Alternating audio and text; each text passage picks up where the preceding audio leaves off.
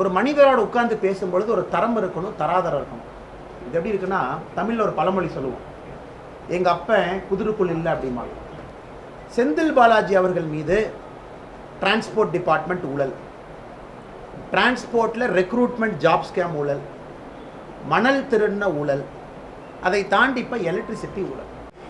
பாரதிய ஜனதா கட்சி சார்பாக எங்களுடைய பணிவான வணக்கம். எங்களுடைய அகில இந்திய பொதுச் செயலாளர், ராஜ்யசபாவினுடைய உறுப்பினர், உத்தரப்பிரதேசத்தை பூர்வீகமாக கொண்டவர், கர்நாடக மாநிலம், குஜராத் மாநிலம், 2 மாநிலத்தினுடைய பாரதிய ஜனதா கட்சியினுடைய பொறுப்பாளர், அகில இந்திய பொதுச் செயலாளர் திரு அருண் சிங்ஜி அவர்கள் தமிழகத்திற்கு 3 நாள் பயணமாக, கட்சி பயணமாக வந்திருக்கின்றார்கள். நேற்று முன்தினம் கோயம்புத்தூரில் ஆரம்பித்த அவருடைய கட்சி பணி நேற்று ஈரோடு, திருப்பூர் எல்லாம் முடித்துவிட்டு, இன்று காலையிலே திருப்பூர் முடித்துவிட்டு இப்போது கோயம்புத்தூர் தெற்கு தொகுதி அதனுடைய கூட்டத்திற்காக வந்திருக்கின்றார்கள். இப்போது நம்முடைய பத்திரிகை நண்பர்களை சந்தித்து அவருடைய கருத்துக்களை பரிமாறி வந்திருக்கிறார். நன்றி, வணக்கம். Yesterday was a very auspicious day when the India crossed Herculean task of 100 crore vaccination under the leadership of our Prime Minister Narendra Modi ji. 5 crore 34 lakh vaccination is also there in the Tamil Nadu. Everywhere in India also, and foreign institution also, they appreciating the way the Prime Minister took the initiative since beginning, and appreciating and providing necessary assistance to the scientists.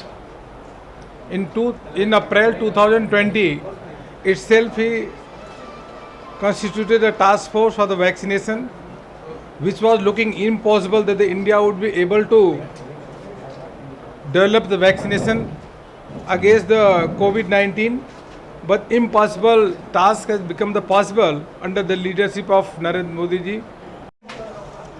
That India has administered 1 billion vaccine doses, a testament to the India innovation ability,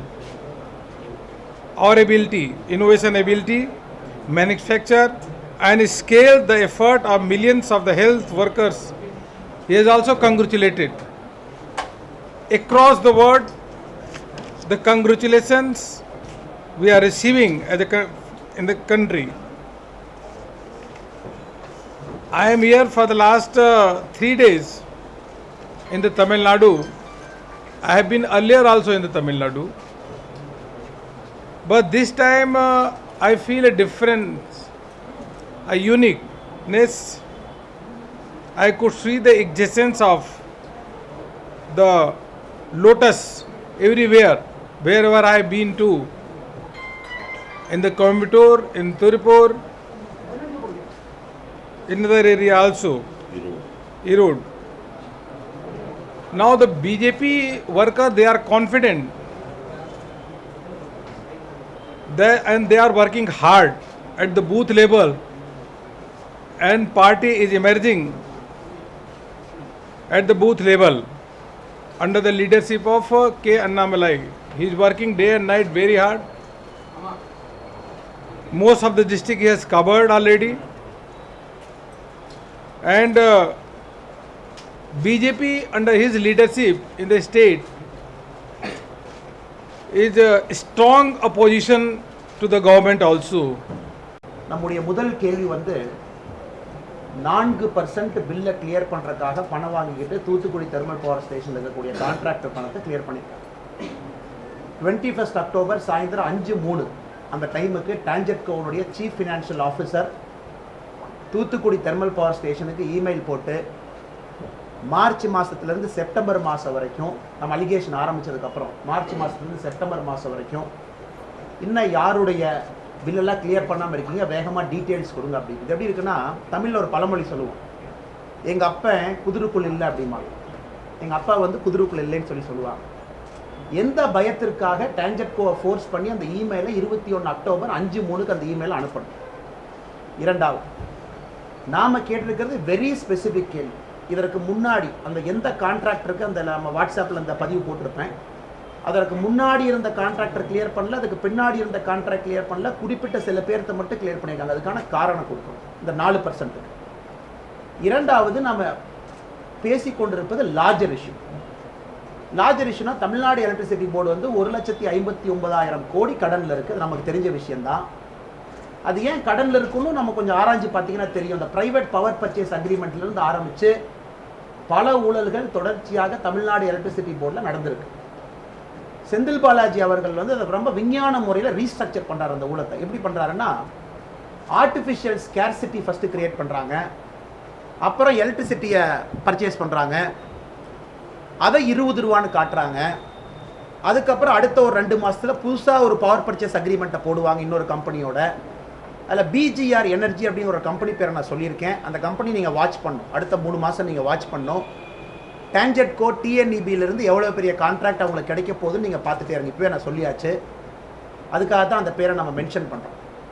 Senthil Balaji அவர்கள் மீது transport department ஊழல், டிரான்ஸ்போர்ட்டில் recruitment job scam ஊழல், மணல் திருடின ஊழல், அதை தாண்டி இப்போ electricity ஊழல்.